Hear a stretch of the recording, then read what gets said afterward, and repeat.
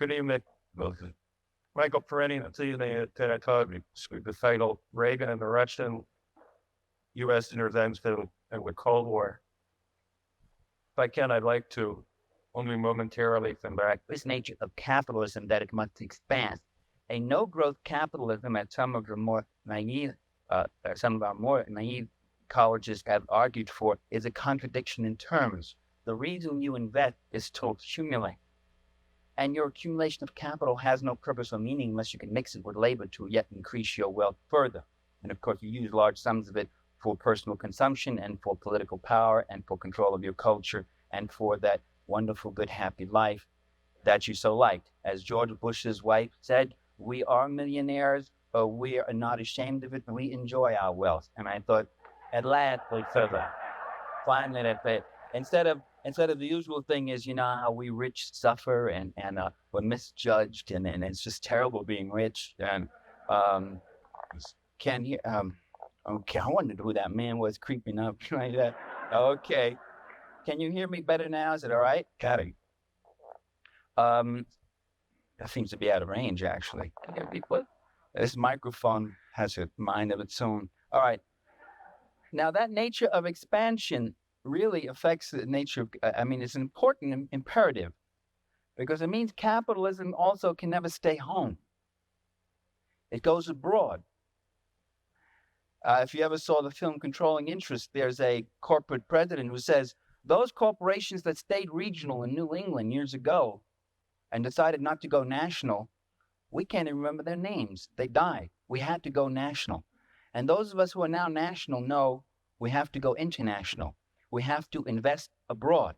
So one of the laws of capitalist motion and development is this inexorable expansion. And that means expansion into an expropriation of the third world. A process that's been going on for about 400 years, perpetrated by the Portuguese, the Spaniards, the Dutch, the Belgians, the French, the English, and most recently, most successfully, most impressively, by the Americans. That is by the ruling classes of these countries, not by the ordinary people. The ordinary people simply paid the costs of empire. The ordinary people simply sent their sons off to die on the plains of India or in the jungles of the Congo or in Latin America, wherever else. But that expropriation of the third world has been going on for 400 years, brings us to another revelation, namely that the third world is not poor. You don't go to poor countries to make money. There are very few poor countries in this world. Most countries are rich. The Philippines are rich. Brazil is rich. Mexico is rich. Chile is rich. Only the people are poor. But there's billions to be made there, to be carved out and to be taken. There's been billions for 400 years. The capitalist European and North American powers have carved out and taken the timber, the flax, the hemp, the cocoa, the rum, the tin, the copper, the iron, the rubber, the bauxite, the slaves, and the cheap labor. They have taken out of these countries. These countries are not underdeveloped, they're overexploited.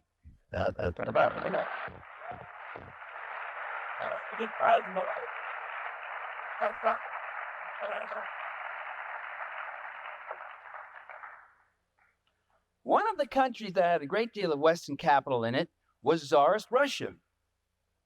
Mostly English, French, some German, some American, including one Herbert Hoover, who with Leslie Urquhart, famous British millionaire, owned the Russo-Asiatic Corporation, which, if the Russian Revolution hadn't happened, Herbert Hoover would have been one of the richest men in the world. And years later, when he was president of the United States in 1931, when 1/3 of this country was unemployed, when people didn't have enough to eat, when people were driven to the edge of desperation, President Herbert Hoover said to the San Francisco Examiner, he said, "My greatest ambition in life is to see the overthrow of Bolshevism in Russia." There came, with the Russian Revolution, a break in the fabric of international capitalist history. There now was a country where the unwashed, where the workers of Petrograd and Moscow were actually taking over, where they were actually taking over the land, the labor, the technology, and the resources of their country, where communists were coming in to power.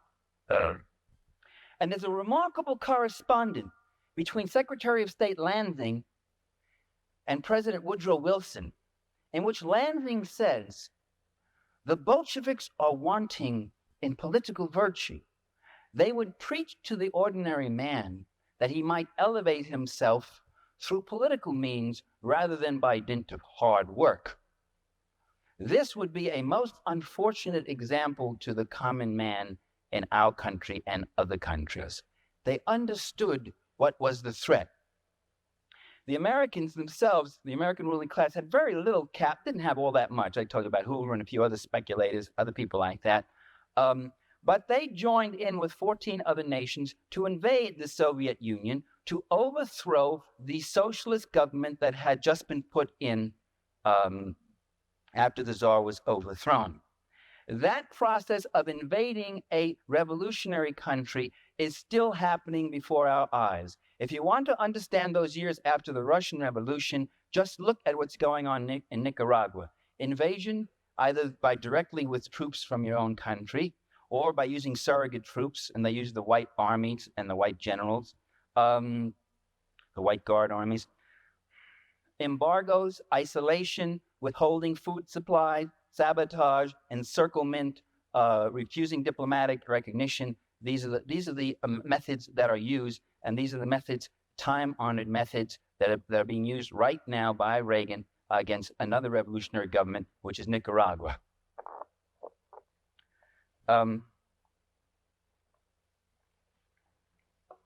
That process, this water has ice cubes in it that float right down your throat. That process of encirclement and destabilization continued right until World War II. On the eve of World War II, foreign minister of the Soviet Union named Litvinov went to, did I pronounce his name correctly? No, I can't say it that way. Went to the Western powers and called for an alliance with England, the United States, and France against Nazi Germany. And that if the Germans attacked Czechoslovakia, they would all join in, or attack Poland, or attack anybody, that all the powers would join in to fight Hitler and contain him. The Western allies refused those overtures from the Soviet Union, not because they were appeasers, not because they were simple and naive, quite the contrary, because they had a plan of their own, and that plan was Munich. And the plan was, we give Hitler Czechoslovakia and he goes east. And they were waiting for a war, and that war was supposed to come, and it was going to be Nazi Germany finishing off Bolshevik Russia. Just as they had sent armies in against Russia just a few years, less than a decade before, so they now plan to do the same. And so they've done again and again. And that war was fought, and most of it was fought on the Eastern Front. 7 out of every 10 German soldiers who died in that war died on the Eastern Front. The scale of fighting was enormous. The battles of Kursk, Stalingrad, the Battle of Berlin. There's nothing like it that happened in the Western theater, on the Western Front.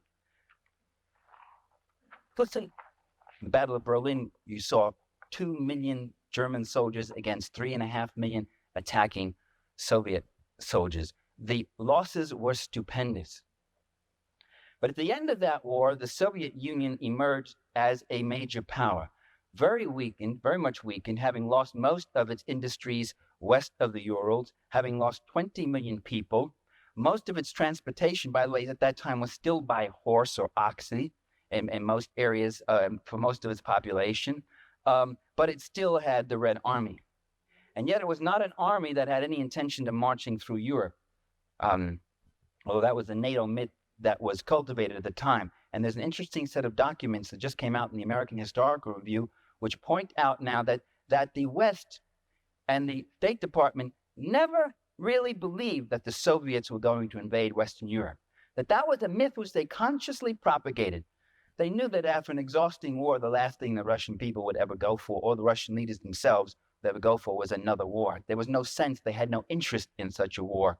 The war they fought against Germany was defensive, and they wanted to rebuild their country. That was a myth that was consciously propagated, that if we don't stop them, if we don't build NATO, if we don't double, triple, quadruple our defense forces, the Ruskies will be marching under the Arc de Triomphe.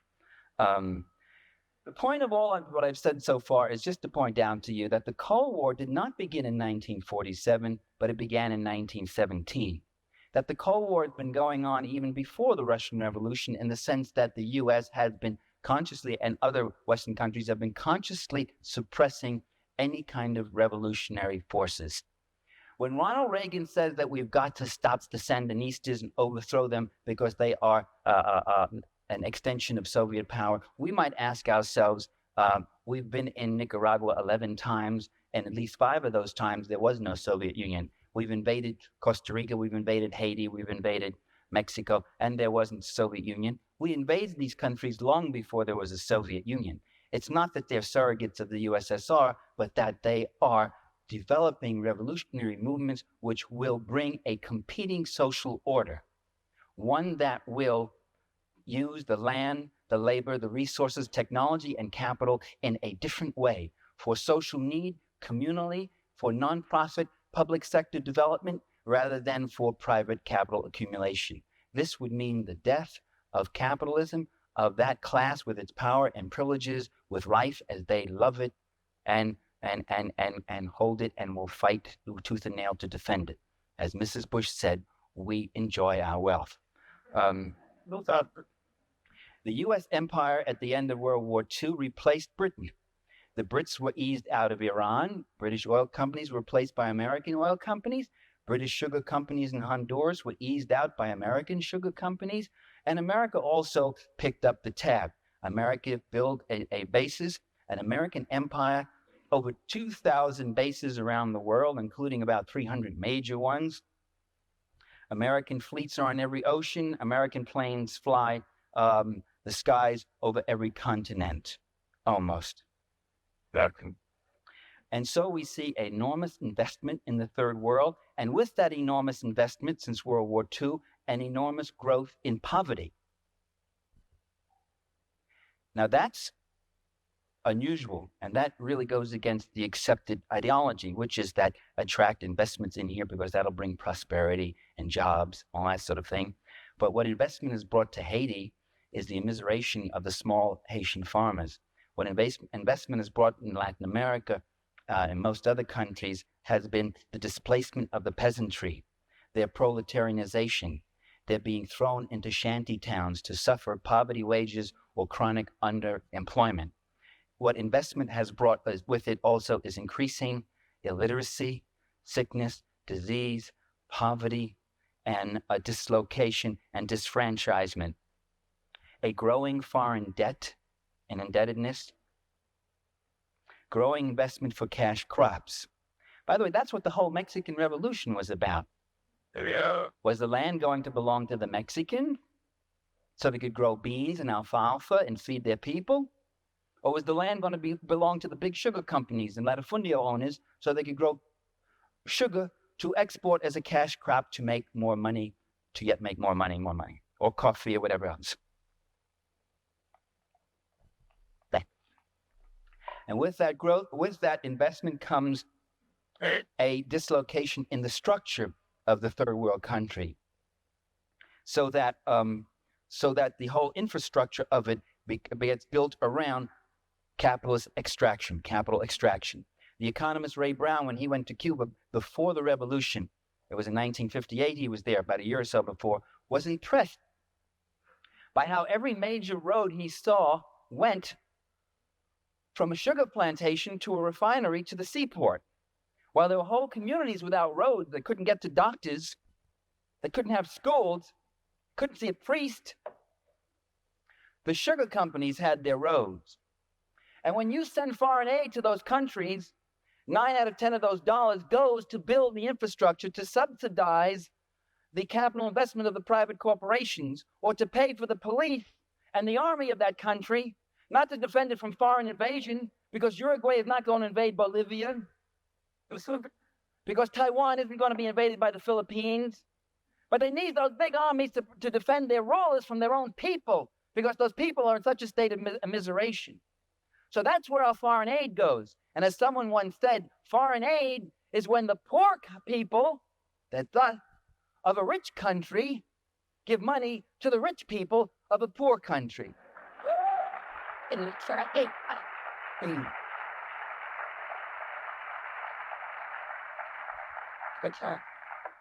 when Kenneth Boulding gets up and he says, an economist, and you can see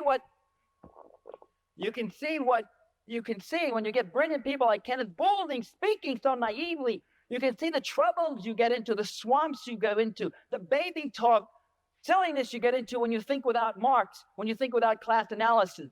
And Kenneth Boulding says, one of America's leading economists, he says, empire is irrational because it costs more than what we get out of it. The British, it cost them more in India than what they got out of it. The American investment in the Philippines is only about $3.5 billion, but we had to give them about $6 billion in aid. It cost us more than what we get out of it.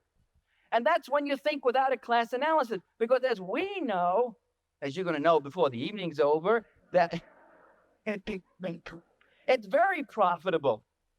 Because the people who have the $3 billion investment aren't the same ones as the people who paid the $6 billion. As Thorsten Veblen said back in 1909, and Boulding should have read him even if he is a Marxist, as Veblen said, the wealth that's extracted from imperialism goes into the coffers of the select few, whereas the cost of empire are paid out of the common treasure of the people. And so it was with the British Empire in India. It was the Brits, the ordinary working people, who paid for the cost of empire. It was the Bank of England and the East India Trading Company that got the cream. And so with the Philippines, right? Of course, with a good skim to your collaborator, your comprador there, what he got just in shoes. For his wife. God knows his shoes were his girlfriend's. Okay. Another resource in the third world that attracts capital investment. And you say to yourself, what is that mysterious resource? I'm looking at El Salvador, right? And I'm looking at the companies that are in El Salvador. And I look and I see Pillsbury, Procter & Gamble, U.S. Steel, Continental, ITT, Firestone, Ford. And I'm saying to myself, wait a minute, what the hell's in El Salvador? A little sugar, bananas. What are all these companies doing there? What they're doing is they're manufacturing everything from energy rods to baking powder, from auto tires to computers. They're in El Salvador because of a very precious resource in El Salvador, which is the cheap labor, which is paying people 50 cents an hour. Instead of having to pay auto workers $15 an hour up here, you go down there and you pay them 50 cents an hour. That becomes a very attractive thing. And you go to South Korea. New York Times had a story about the South Korean farm girls who work in the textile companies that used to be in New England until they moved south. And then when the Southern workers unionized, they moved to South Korea, where there's a nice fascist little country where if the workers try to unionize, they get beaten up and thrown in jail or they get shot dead. And the Korean farm girls in those textile compounds are working for 18 cents an hour. 18 cents an hour for 12 hours a day, 7 days a week. No time off. And if you want a day off, you work a double shift if you want to go see your family again on the farm. And they live in compounds. That's the Industrial Revolution. That's 1870. But that's big profit. And that's what they call capital investment. Development, friendly nation, staunch ally, good relations, stabilization, stability.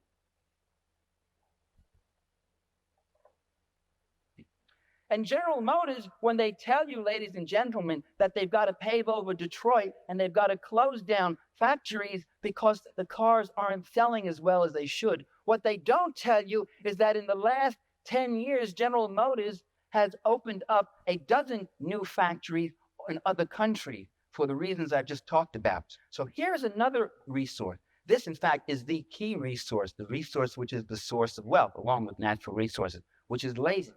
Because one thing about labor, it's one of the commodities of production. It's the one commodity that does not use up its own value entirely in that process of production. It creates wealth.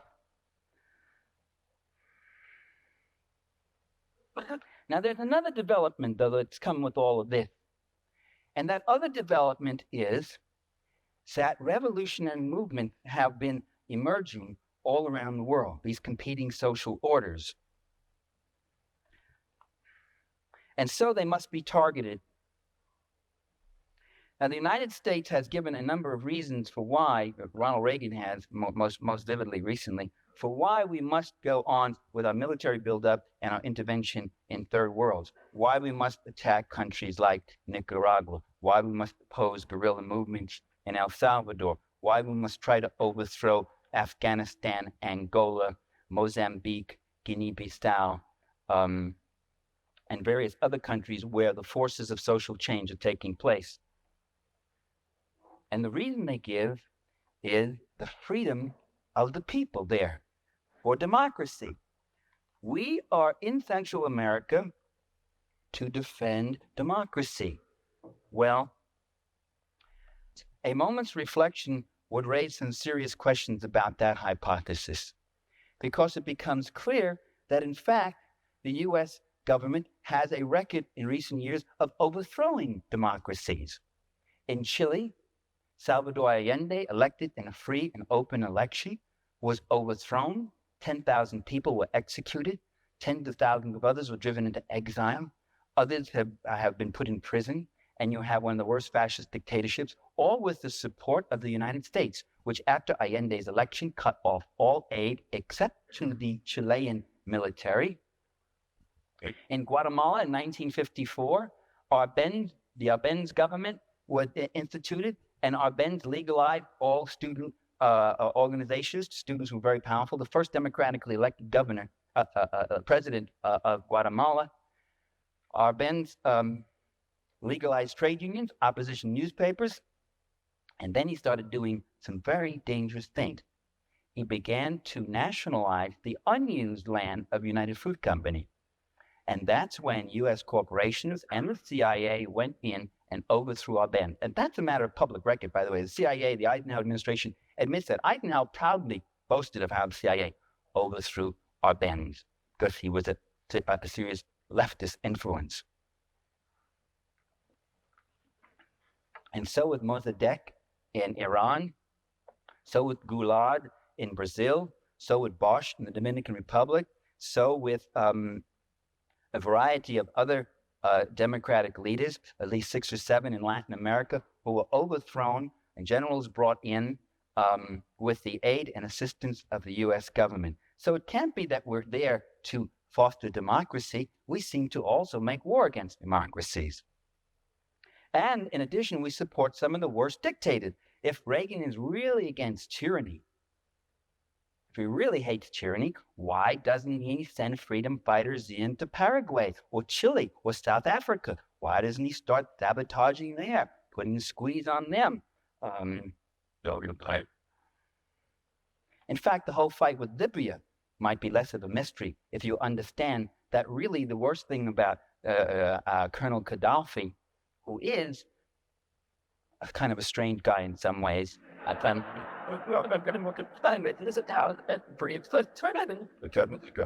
not as strange as the media has made him out. He has called, and you don't know this, most of you who laughed, he has called repeatedly for negotiations between him and Reagan, for peaceful negotiations, for peaceful settlement of all disputes. And the Reagan administration has repeatedly rebuffed those overtures. That isn't put in the press. I'm not blaming you for not knowing it. You're not going to read it in that rag that I saw out there, that Colorado thing that said terrorist target hit in Libya. He has done that, and he's done some other things which make him really dangerous. It's not the terrorism. It's not the attack on the Vienna and Berlin airports, for which they have no proof that Libya was involved, and which they have proof that the terrorists came out of Syria. The troublesome thing about Gaddafi is that when he took over in 1969, he took over a country that was like Saudi Arabia, a country of mass misery, a lot of rich oil that went into the pockets of a few rich. And when his colonel's revolution took over, they got rid of the rich. They took all their extra houses and gave them to the poor. They put out a land reform program. They put out a public free school program. They started a national health medical program, something that we Americans still don't have. The Libyans have it. He planted 40 million trees and started massive irrigation and ecological reclamation. These are some of the things that Gaddafi did, and that's a dangerous example to the Arab world. He took a bigger chunk of the oil revenues and reinvested them into the needs of his own people, and the per capita earnings of the Libyan people are the highest in the Arab world, the highest in the third world. You didn't hear that in the media, did you? You didn't hear that on Dan Rather's tonight. That's what's dangerous about Gaddafi.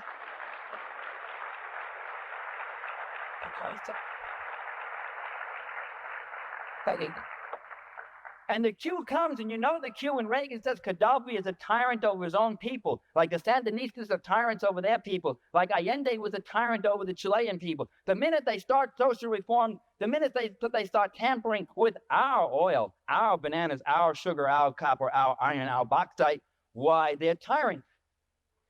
I don't know. The second myth that's given to us is that these revolutionary governments are hostile to us. And that's why we oppose them.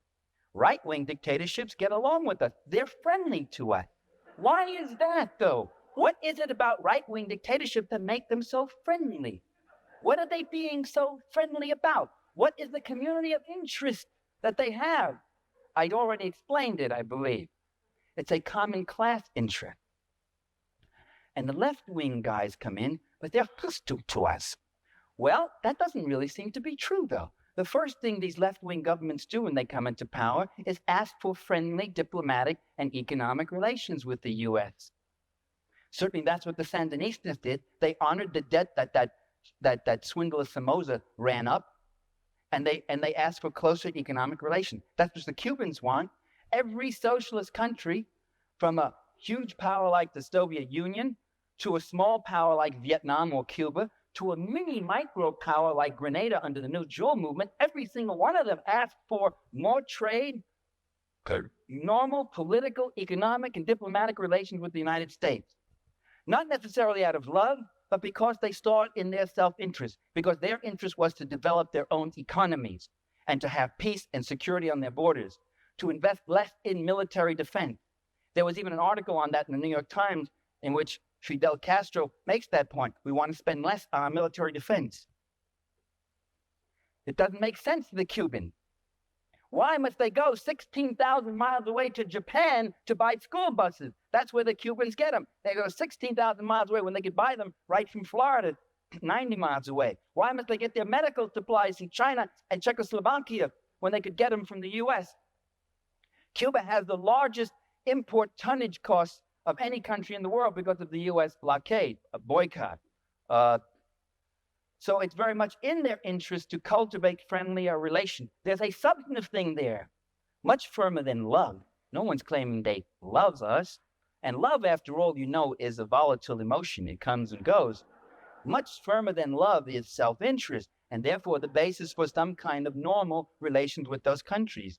No, my friends, it's really the Reagan administration that runs with terror whenever there's the first sign of friendliness from a socialist or revolutionary country. Reagan, as Tom Wickett said, in regards to the Soviet Union, for instance, in armaments, Reagan will not take yes for an answer.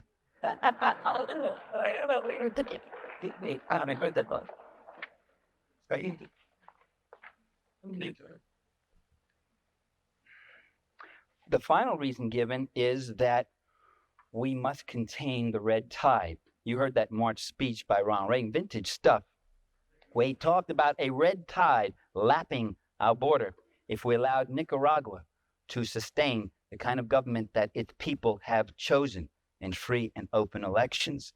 If we allow that, our own security is at risk. And you can see that superpower 60,000-man army of the Sandinistas cutting a swath up through Guatemala, Mexico, Texas, right up here into the heartland, right into Boulder, Colorado, dancing with your daughter and your sister. Do we want that?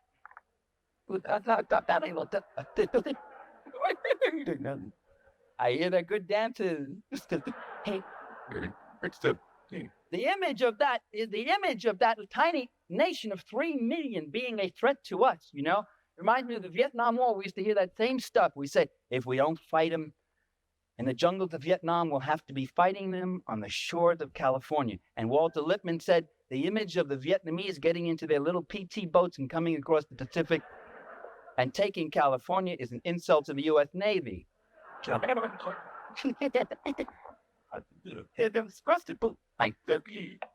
It's very hard to convince the American people that they should send their son, maybe who knows someday even their daughters, to go fight and die in some jungle to make the world safe for United Fruit Company or Chase Manhattan or Procter & Gamble or ITT. So you say it's to stop the threat of that communist country. It's very hard to convince the American people that a tiny country like Nicaragua or Vietnam or El Salvador is a threat to U.S. security. So you say it's not Nicaragua. They are the puppets of the Cubans, who are the puppets of bum, bum, bum, bum. The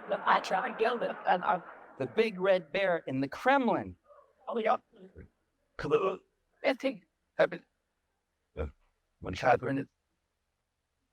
And yet again, as I just said, these countries continually want friendly overtures, continually want friendly relations, including the Soviet Union. What we hear also is that there's another pernicious element, and the thing we have to stop in these countries is a thing called communism, and that there are communists in these countries. It's time, ladies and gentlemen, brothers and sisters, it's time we asked, what's a communist?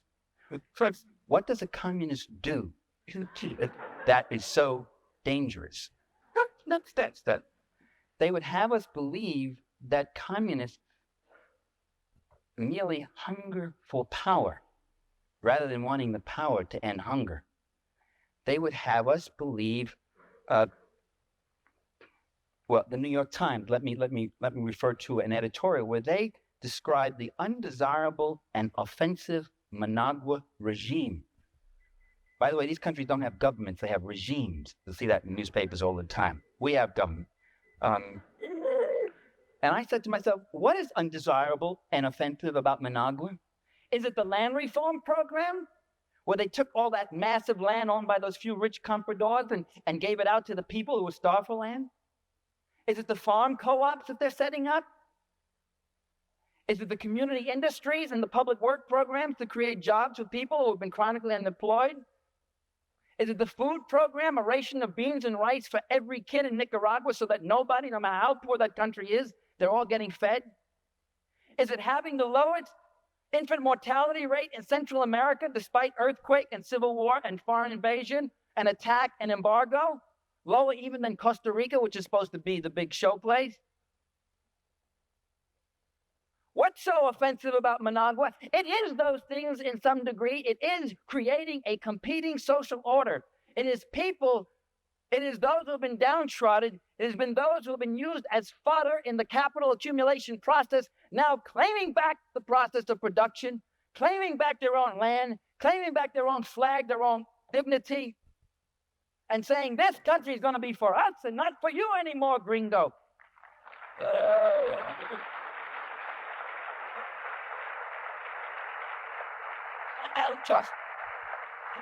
And that's the communist program, and that's what communists are. I had somebody up in Vermont say, she got up, and she was one of those trust funders who works on peace a lot, and she said, oh, sorry there. She said, people are saying that the Salvadoran guerrillas are communists, but they're not communists. They're just ordinary peasants. So why are we fighting them? The implication being that if they were communists, it would be okay to go in and pulverize them. And I pointed out that, well, look, at least in the FLM and the Front, there's at least two of those five groups, at least two. I'm not sure about all of it, but at least two of them that would not deny the label communist. They would say, yo soy comunista, they'd say it. And they would say it proudly. And what does it mean to be a communist? It means to fight and devote yourself to the people. If communists, if we leftists, if we Marxists, if we revolutionaries, if we progressives, if all we want is to hunger for power, then why do we side with the powerless? Then why do we toady up to power? Why don't we take the road of the Henry Kissinger and the Daniel Patrick Moynihan and the Ziggy Brzezinskis and the Eugene Rostows and the McGeorge Bundys, who toady up and mouth for power? When Henry Kissinger was made National Security Advisor for Richard Nixon, Nelson Rockefeller gave him $50,000 as a going-away president. And then, as Nelson Rockefeller testified himself before the Senate committee when he was being appointed Vice President of the United States. And they asked, and the senators, well, they really went at Rockefeller really hard. They said, why'd you do that, Mr. Rockefeller? And Rockefeller said, well, giving's always been a tradition in our family. Giving. They cast their bread upon the waters and more came back, didn't it? He was saying to Henry Kissinger, Henry, I brought you out of Harvard. I brought you out of that Center for, or whatever that was, strategic studies, because I like the books you were writing and you're writing them for me. Henry, you remember you're going to go work for Tricky Dick, but you remember who you belong to. And that's what hungering for power is. It's climbing, like the political climbers and careers have done in every country in the world. And we on the left don't do that. We stand out in the rain. We stand out on the picket lines. We put our jobs on the line. We risk our careers. In many cases, we even risk our physical safety and our lives in all sorts of countries. If it's power we want, why do we take such a circuitous route? If it's power Senator Garland wants, why is he standing back there? And 70 years standing like a legion.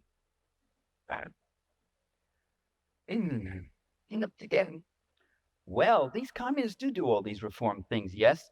And liberal columnist Richard Cohen in the Washington Post said, and I think I've heard it about 800 times from different people, we ought to copy what the communists do. Why are we always on the wrong side? Why do we go into these countries and find ourselves on the side of the big landowners, the sweatshop owners, the big corrupt generals, or run little prostitution rackets on the side and all that stuff? Then why are we with that element? Why don't we capture the hearts and minds of the people the way the communists do? Why don't we copy their techniques? What are their techniques? Well, communist techniques are very well known. Just the things we just said. They go into the village. They do land reform. They try to bring clean drinking water. They pay for the food they take. They try to help the people organize themselves. That's what they do. But if we did those things, we not only would have stolen their program, we would have become them. Because that's what they were doing. That's the thing we're fighting to prevent. Not we. That's what our government and our ruling class is fighting to prevent. That's why we always go in on the wrong side, because the wrong side is the right side for the class interests of this administration and every other administration that's occupied the White House. So it is the heart of U.S. policy, ladies and gentlemen, to use fascism to preserve capitalism while claiming to be saving democracy from communism. Now, the Soviet Union is a serious problem for world capitalism. First, it's the strongest socialist country. As the strongest socialist country, it is a major target. Second, it has assisted other revolutionary movements, mostly just diplomatically, politically, morally, but also sometimes with material aid. Not much, but rather substantial aid in the case of Vietnam. So, one goal is to try to contain the Soviet Union. The dream is finally to roll back the events of 1917, to undo history, to bring back that time when all the world belonged to us, and there were no problems like this. And there became an encirclement of the Soviet Union. The most targeted socialist country in the world today is not Nicaragua, nor even Libya, if you want to call Libya socialist. I wouldn't quite call it that. It's got an erratic leader. He does immature things and says immature things, but he's also dangerous from a class interest, but I still wouldn't call them socialist. The most encircled and threatened country is the USSR. It is the one that is targeted with all these missiles. There is, ladies and gentlemen, those missiles are not the result of an arms race. I maintain that there is no arms race, and there never has been.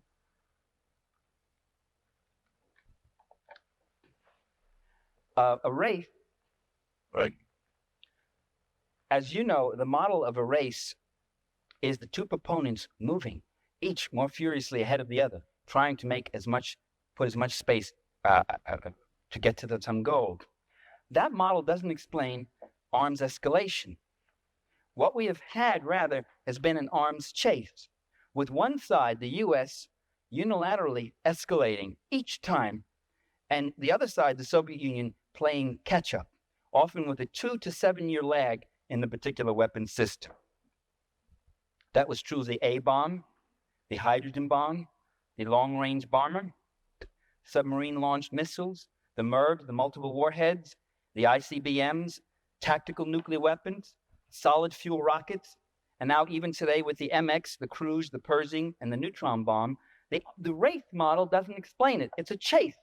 As the Soviets said just several years ago, don't build a neutron bomb. If you build it, then we will have to build it. Don't build the MX. If you do that, we will escalate on our ICBMs. That's hardly a race. That's more of a chase. The other side, asking that this escalation not take place, and then when the escalation does, it reluctantly moves on and enters it also. Reluctantly, I say, because the arms race has had a tremendous damaging effect on the Soviet economy. Every time they have to build another tank, that's one less subway car for their subway. In the USSR, any city that reaches 1 million people gets a new subway built in it.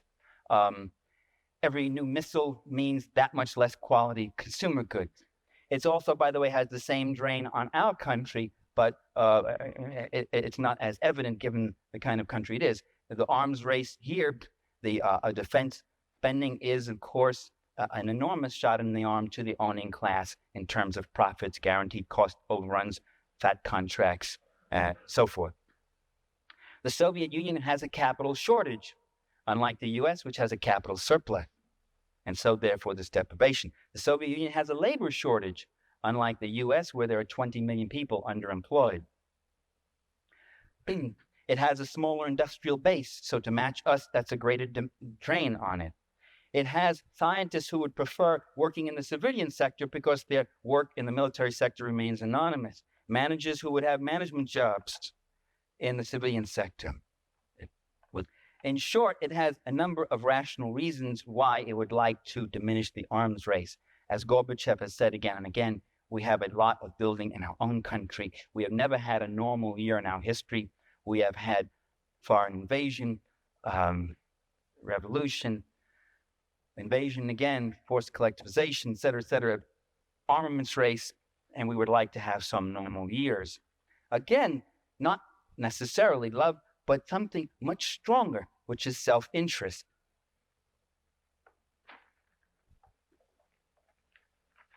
So I would argue that Soviet escalations have been mostly reactive and defensive to US escalations. This is true also if you look at the Soviet Navy. It has, until very recently, no aircraft carriers for attack and amphibian actions. It now has one. It's had a few mini carriers. The Soviet fleet is built almost entirely to tracking the US fleet. See where it's going. But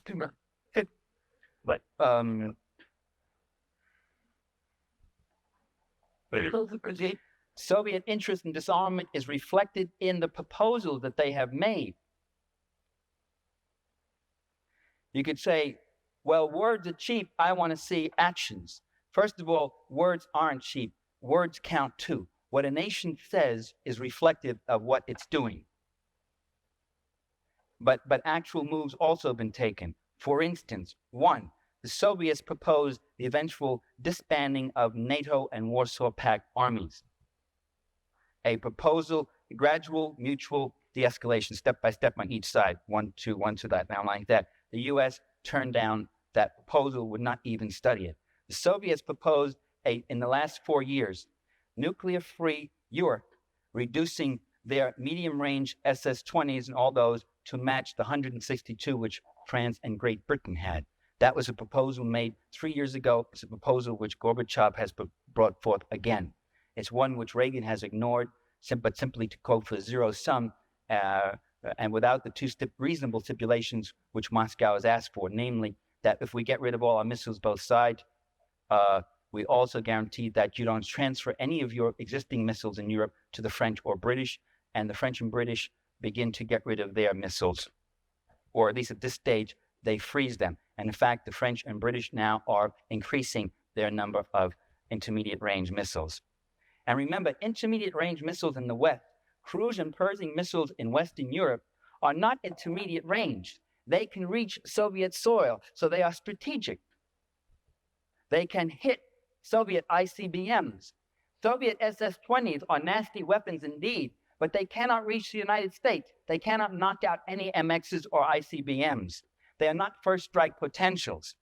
Another thing to remember, cruise and Pershing missiles that are now in Europe have a 7-minute strike time. That's the end of deterrence. And this is why Gorbachev and the Russians are beside themselves about the cruise and Pershing. This is why they walked out of Geneva in 1983, because Reagan refused to negotiate on the cruise and Pershing. This allows Reagan to turn around and say, we went to Geneva, but they walked out, as he's going to do now with this latest cancellation.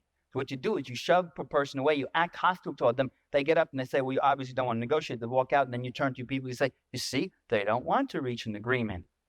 If it takes me a half hour to get my missiles over and kill you, and you a half hour to kill me, then in that half hour after I let mine go, you know they're coming, and you let yours go at me. That is a deterrence to me.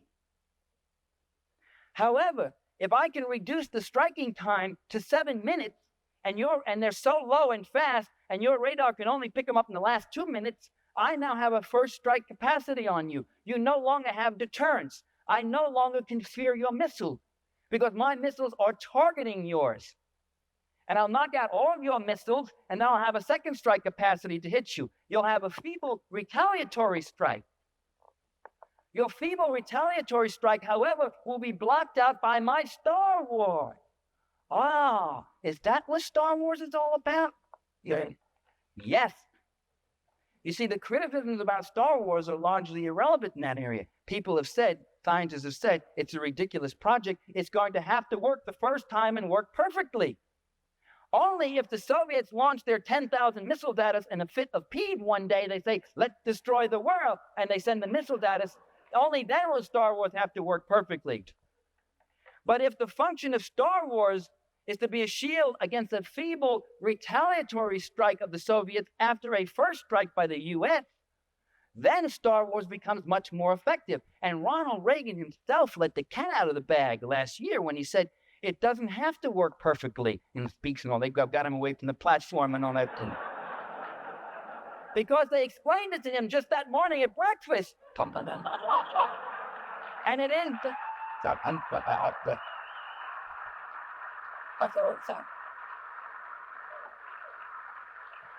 if I can only block out 90% of 10,000 missiles, I'll be destroyed by 1,000 missiles. But if all the Ruskies have left are 60 or 70 missiles, and I can block out 90% of those, then only 7 or 8 will hit us. And that is called acceptable collateral damage. How do you like that for 1984? 20 million, anywhere from, they estimate, from 4 to 20 million. Acceptable collateral damage. But we would have won one for the Kipper, eh? There are nuts in the Pentagon who think like this, ladies and gentlemen. They get big fat military pensions too, and they get big fat salaries, and they got big boards all lit up. They think like that all the time. But short of starting a nuclear war, the grand design is to have a first strike capacity that so put the Soviet under the gun again that we'll be back to 1947, when we could brandish that weapon around, and they would have to retreat. They would have to concede. They would have to pull back in fear. We'd be back to 1962, the Cuban Missile Crisis, when Kennedy sat there and thought of the strike against the Soviet Union. And they realized that Khrushchev really had only one, possibly two ICBMs that could reach the U.S., and it would only reach the northeast corner of the U.S. But they estimated that this might cause 1 million, 2 million casualties, and that would be politically unacceptable. And so they discarded any idea of a nuclear strike against the Soviets. That one missile may have saved our lives. So it's not true that the missiles just build up blindly on both sides. They're caught in this irrational race. That it's just something in man's nature for war. I loved those songs, but there was something about the politics in one of them that didn't ring right with me. That it's just people caught up in this meanness and killing for killing. And when are we going to reach our senses? That's not true. That's not the way it works. It's not something that comes in here. If it was something in our nature, why would they have to draft us? Why would they have to use press gangs and drag us in?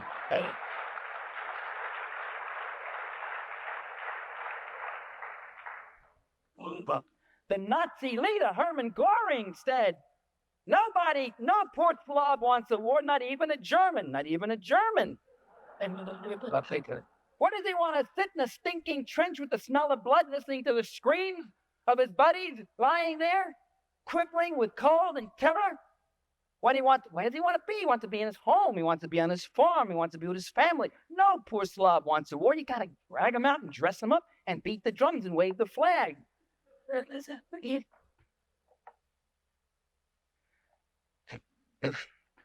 Within the last 4 years, the Soviets called for the banning of weapons in outer space before the United Nations, a resolution that was voted 124 to 1.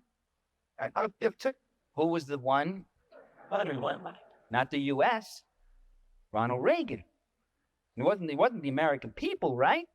It was that coterie that is misrepresenting us. All the opinion polls show that the American people didn't want weapons into outer space, at least back in those days before the Star Wars promo. 124 to 1 with one abstention. You know who the abstention was? No, it wasn't Israel. It was Margaret Thatcher, who, as we all know, is Ronald Reagan in drag. The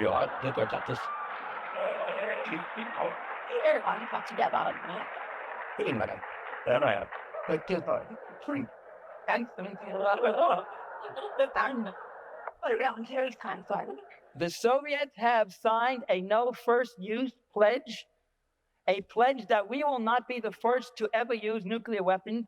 And the only reason they signed that is because they cannot imagine any time when it would be in their interest ever to be the first to use nuclear weapons. They haven't ruled out the possible use of them, and they keep building too. That no first use pledge, the U.S. refused to sign it. Well, so what? That means less hypocrisy, because when push comes to shove and the missiles are going to fly, they're going to fly, right? No. What nations say is an indication of their interests and their strategies to some degree. Sometimes there's lies and deception. The U.S. cannot sign a no first use pledge because no first use, because they have threatened, every administration has threatened the use of nuclear weapons. It's part of U.S. foreign policy. That's what Star Wars, that's what First Strike, that's what Cruise and Purgings are, is to gain dominance again over the socialist countries, over the third world, by having nuclear superiority. The U.S. threatened first use and thought of using nuclear weapons at Khe Sanh during the Korean War. Eisenhower did. Nixon thought of using nuclear weapons at what was that battle during the Tet Offensive? But with that Khe Sanh, I'm getting my wars mixed up. In Khe Sanh in Vietnam, and I forget what the other battle, the Reservoir Battle in Korea, was Eisenhower. The Eisenhower administration not only deliberated using them, but actually decided to at Dien Bien Phu, and said yes, and offered nuclear weapons to the French. Said, do you want to use some of these tactical nuclear weapons at Dien Bien Phu? And the French refused. They took the defeat instead. So they were quite ready to use them then. And any number of occasions, by the way, the use of nuclear weapons, the Kennedy administration and the Cuban Missile Crisis seriously considers the use of nuclear weapons against the Soviet Union, as I mentioned before. So it is a part of policy. It is one of the weapons that are to be used to maintain imperial hegemony, to keep history from happening, to keep people under the gun. So if they signed a no first pledge, they could no longer threaten using the weapons. It would show them to be hypocrites and liars. They signed the pledge, and here they are threatening to use the weapon. And if they signed the pledge and threatened to use the weapon, this would undercut the credibility of the use of the weapon. Or if they signed the no first pledge, this would undercut the credibility of the threat of nuclear weapon. And the value of those weapons is the threat. And by the way, it may not be that the U.S. is ready to destroy the USSR. Their ultimate plan is really to get such a superiority with Star Wars, cruise, Pershing, and all that, forward attack, planes and submarines and everything else, that they will just be able to dictate terms, as I was saying. And first use pledge would certainly not fit into that scheme of things at all. Therefore, the policies are not really totally symmetrical between Moscow and Washington. The Soviet Union, this is one of the best kept secrets in the United States. The Supreme Soviet in February of 1981 voted unanimously to endorse a mutual, bilateral, verifiable nuclear freeze that was virtually identical to the ones which were passed in those 20 Vermont townships and voted in the 9 states and endorsed in hundreds of towns and cities in America. And its wording was almost word for word the same pledged. The Central Committee of the Communist Party of the Soviet Union that same month voted unanimously to endorse a nuclear freeze. The U.S. has, in fact, ignored any proposal for nuclear freeze despite a massive movement involving millions of people in this country, probably the biggest mass movement in such a short time in our history was the nuclear freeze movement. You don't realize, some of you are too young to realize what history you're making, you don't realize, but it's incredible. It dwarfed, in its numbers, it dwarfed the anti-war movement, at least for the first 5 years. It dwarfed the civil rights movement. It dwarfed the union movements and struggles in the 30s, and the sheer numbers of people who signed up, who marched, who demonstrated, who wrote letters, who pledged for nuclear freeze. It was a mass movement, and the Reagan administration simply ignored the whole thing. Didn't exist, wouldn't hear of it, wouldn't consider it. It didn't fit into their very rational plans of a different kind of world.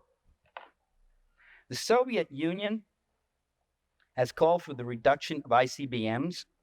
The Reagan administration refused to negotiate it or totally ignored that offer in 1982 and ignored it again when more dramatically Gorbachev came up and said, let's not negotiate it, but let me give you numbers. A 50% cut, both of us, right off the top. Let's start. With total on-site inspection, by the way, another change in Soviet policy. Total, complete on-site inspection under any conditions you want. Come on in, look anywhere you want about this sort of thing. And the U.S., again, won't take yes for an answer. Ronald Reagan won't. The Soviet Union had a unilateral and observed and is still observing a unilateral moratorium on anti-satellite weapon testing. The Soviet Union called for last year cuts in conventional forces, again, NATO and Warsaw. The Soviet Union unilaterally observed a moratorium on underground nuclear testing and has called for a total ban of all nuclear testing because Gorbachev knows that if you stop nuclear testing, that's the end of the development of nuclear weapons. You can't develop nuclear weapons if you can't test anymore.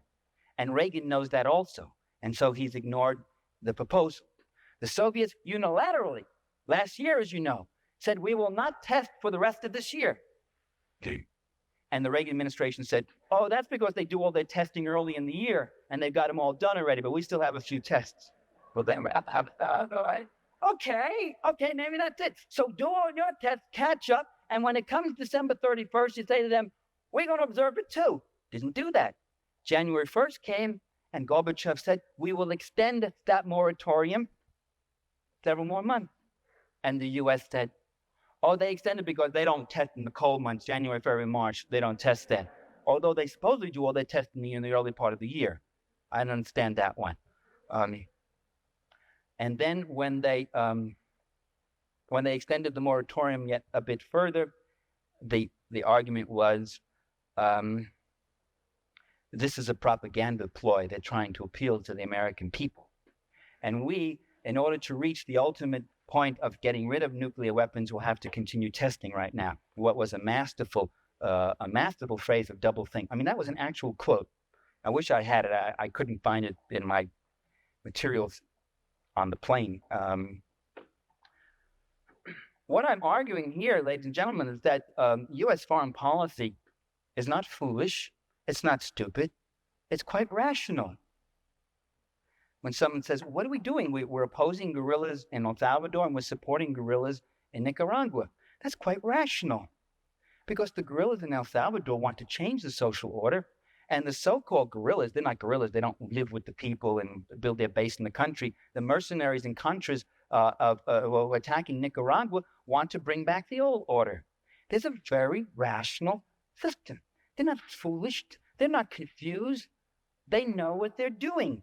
It is to defend the class order, to make the world safe for hypocrisy.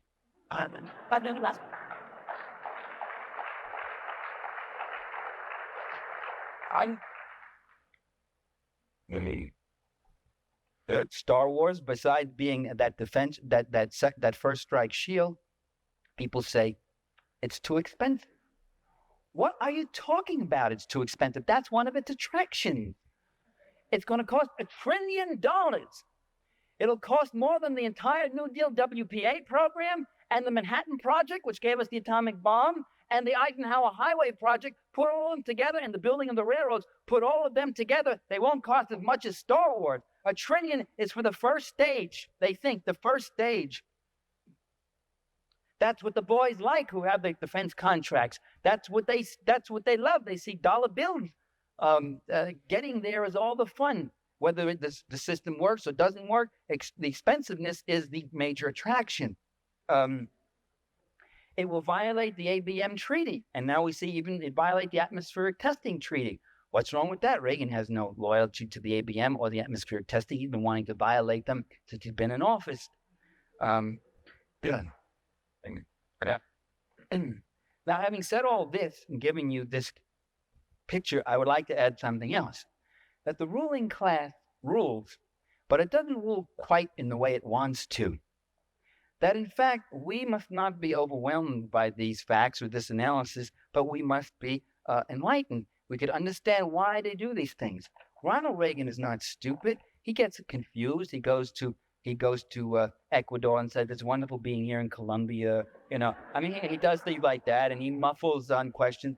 Reagan, though, has been the most successful and rational and persistent president that I have ever seen in office in every single area, whether it's NLRB or busting unions or cutting human services or treatment of the environment, or defense spending or foreign policy. He has advanced, or the appointment of reactionary judges in every single area, defunding the left, whatever. He has not left a stone unturned. He has advanced and pushed persistently. He has a cohesive goal and program. It's the goal of Cap Weinberger and Pat Buchanan.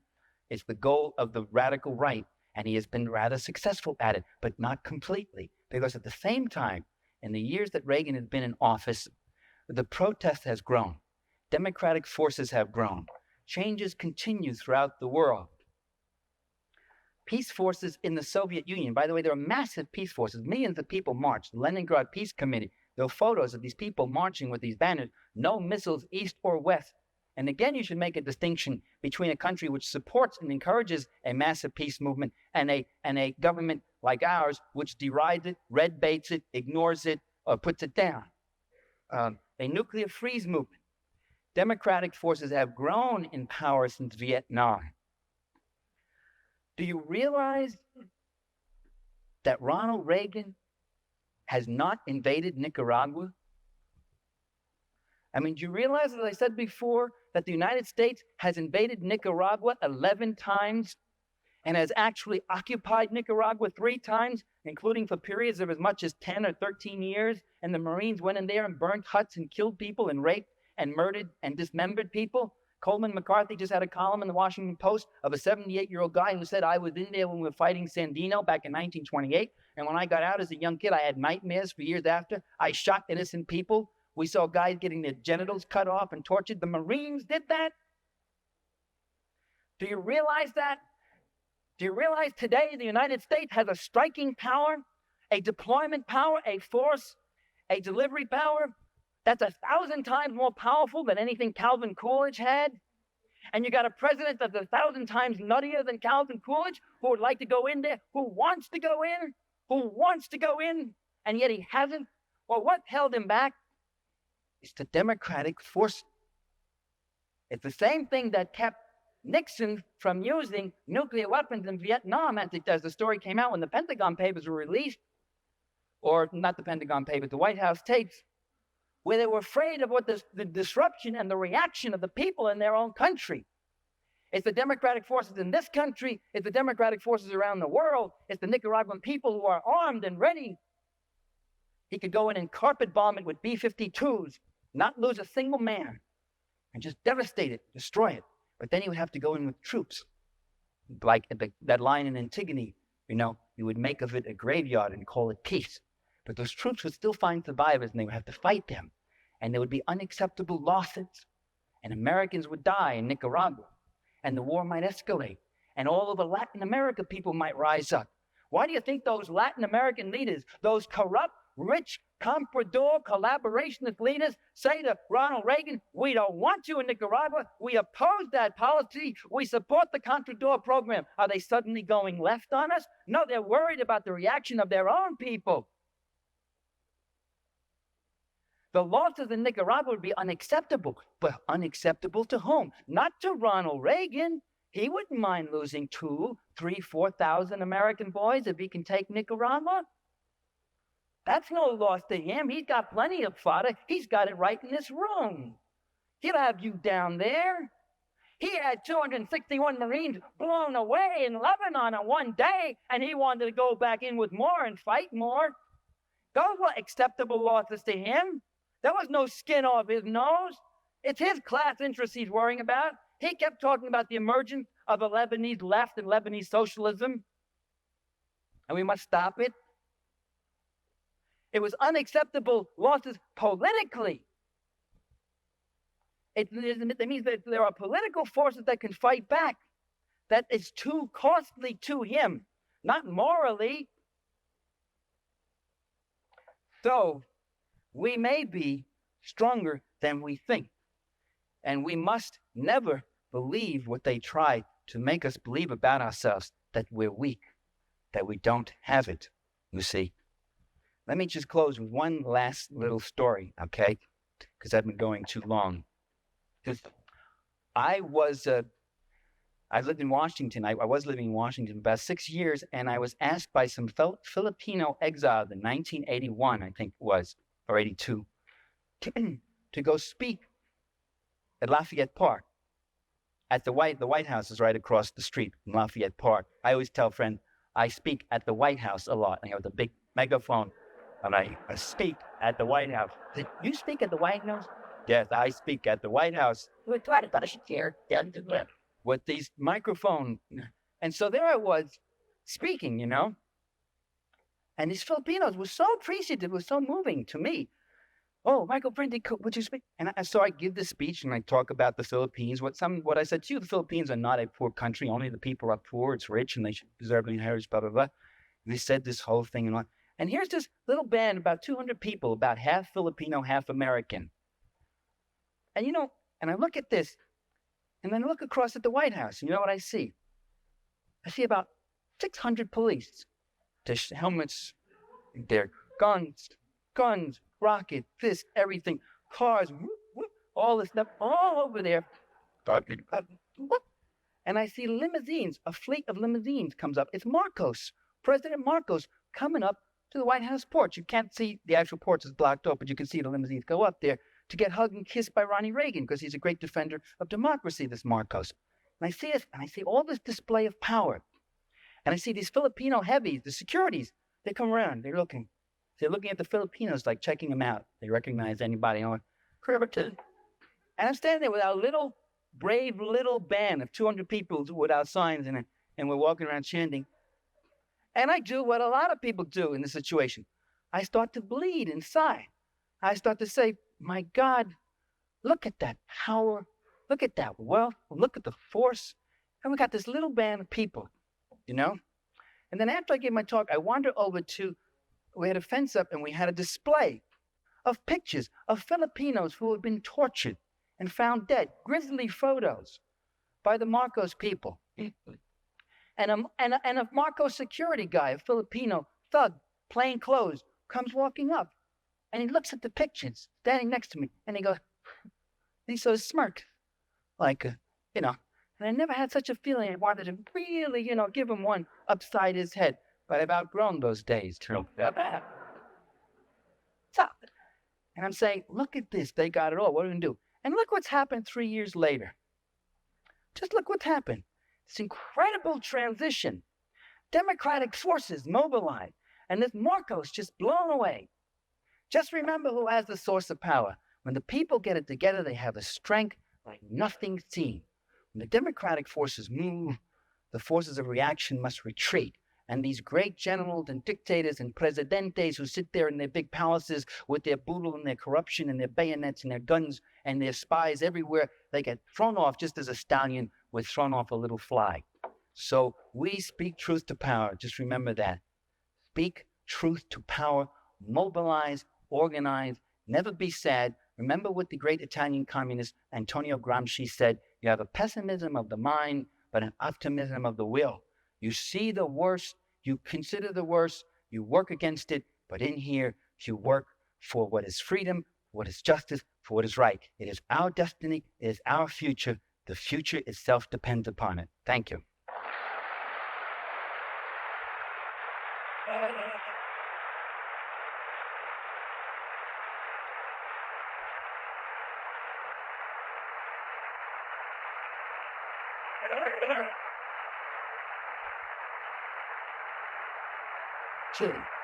See, and so. Okay, Well, it's like West Otasterism.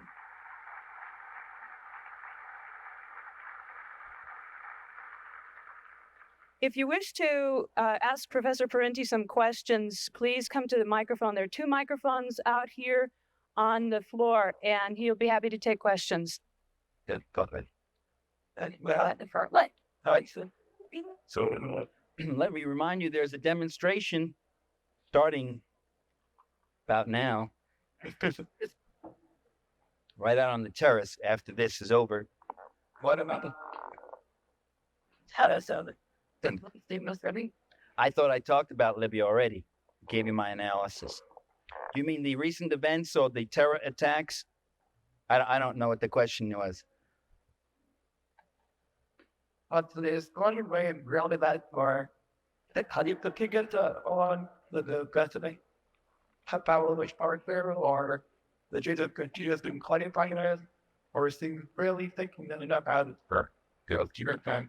I've always thought the man is very bright. I exchanged with him when he was a Chubb Fellow at Yale, and I had gone back as a visiting fellow, and I asked him a couple of questions. He knew what it was about. He answered them when he was governor of California. This was. I have never thought of Ronald Reagan as dumb. He's not that quick anymore, and he has a tough task, but he's a consummate liar and fabricator. He can take any point, any question, and turn it into a polemical point. He has real political instincts. He's a real political animal, the way Jimmy Carter wasn't.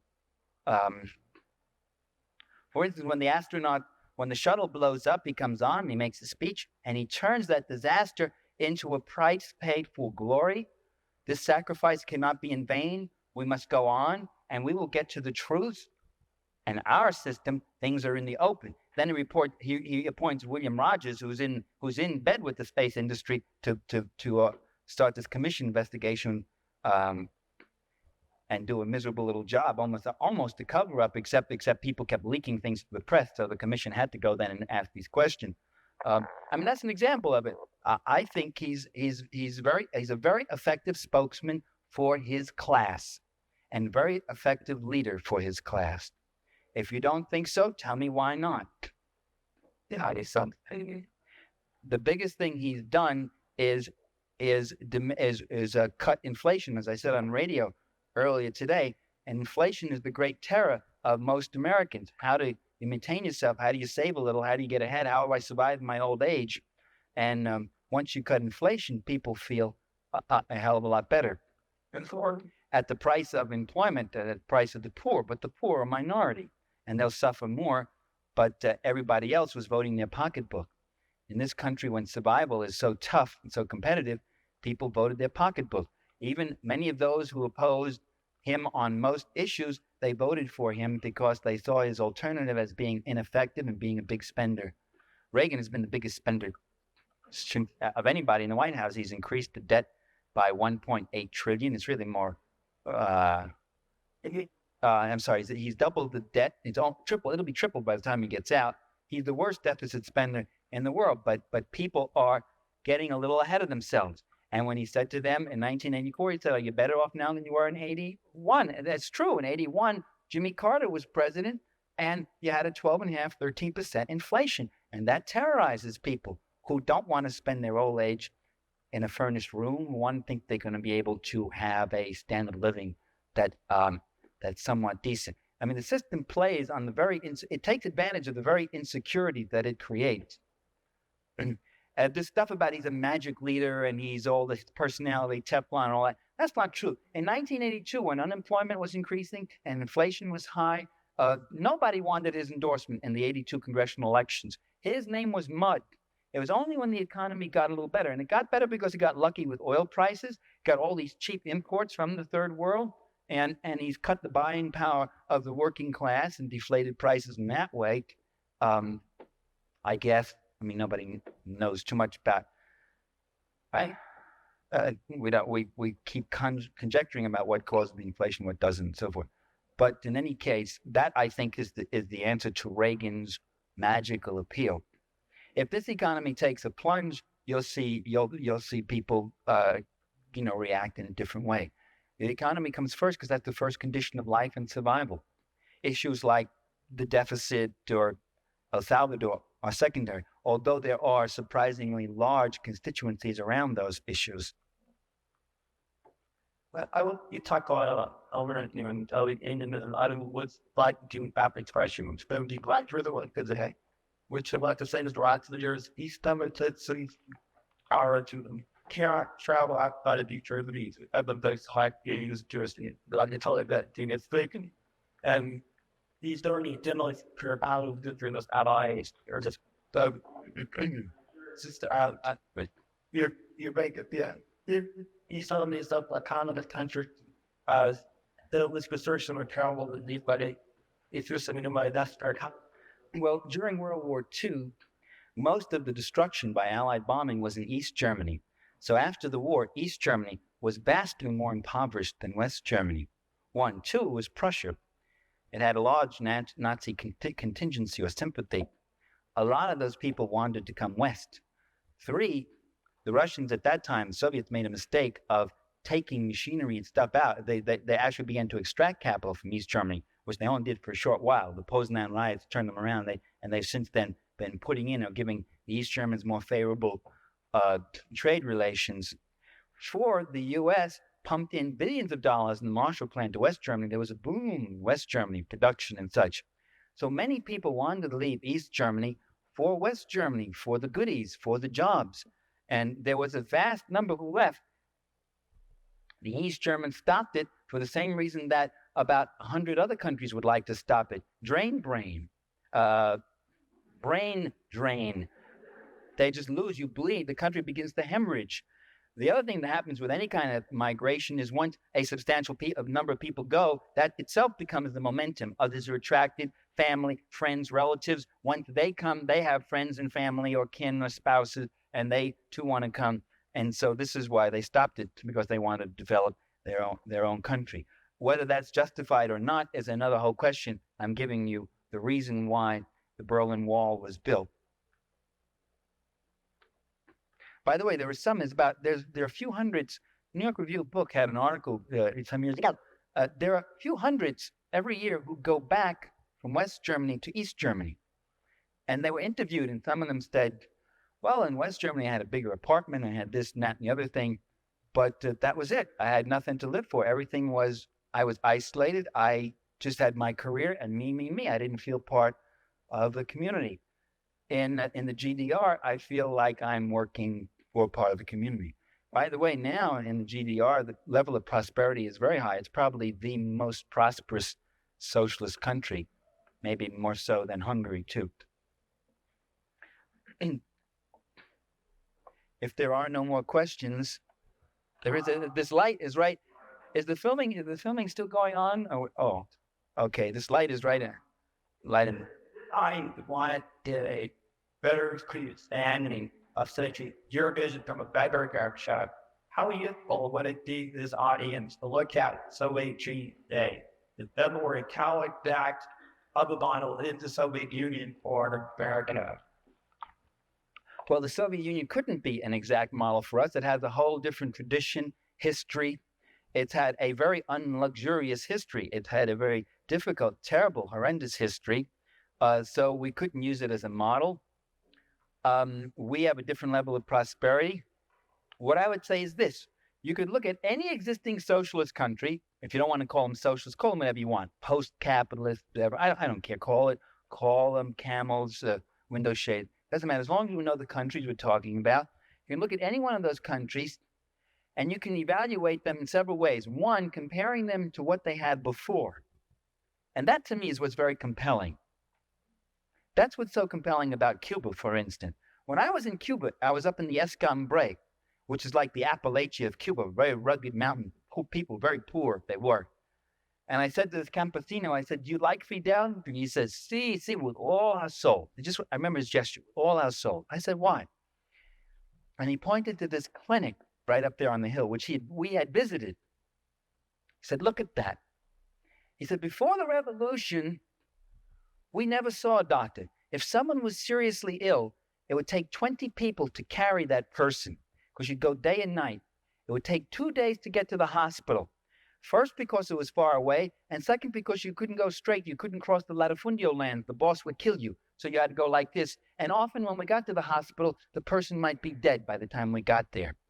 Now we have this clinic up here with a full-time doctor. And today, a doctor in Cuba, when you become a doctor, you've got to spend 2 years out in the country. That's your dedication to the people. And a dentist who comes 1 day a week. And for more serious things, we're not more than 20 minutes away from the larger hospital. That's in the Escambray. So that's freedom.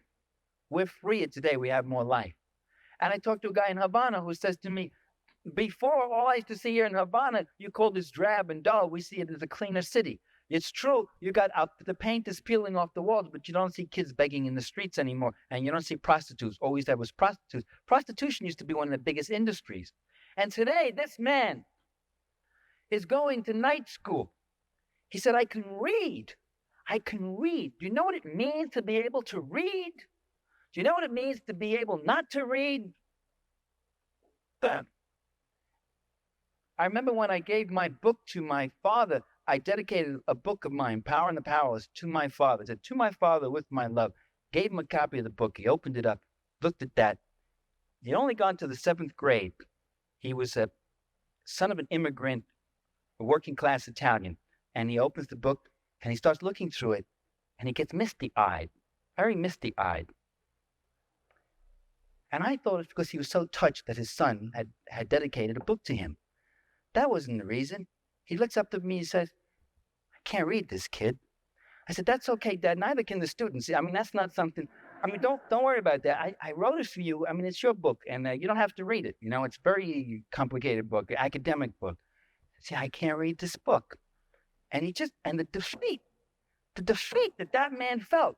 That's what illiteracy is about. That's what the joy of literacy programs is. That's why in Nicaragua you got people walking proud now for the first time. They were animals before. They weren't allowed to read. They weren't taught to read. So you compare a country to what it came from with all its imperfections and those who demand instant perfection. The day after the revolution, they get up and say, are there civil liberties for the fascists? Are they going to be allowed to have their newspapers and their radio program? Are they going to be able to keep all their farms? The passion that some of our liberals feel the day after the revolution, the passion and concern they feel for the fascists, the civil rights and civil liberties of those fascists who were dumping and destroying and murdering people before. Now the revolution has got to be perfect. It's got to be flawless. Well, that isn't my criteria. My criteria is what happens to those people who couldn't read? What happens to those babies that couldn't eat, that died of hunger? And that's why I support revolution. The revolution that feeds the children gets my support. Not blindly, not unqualifiedly.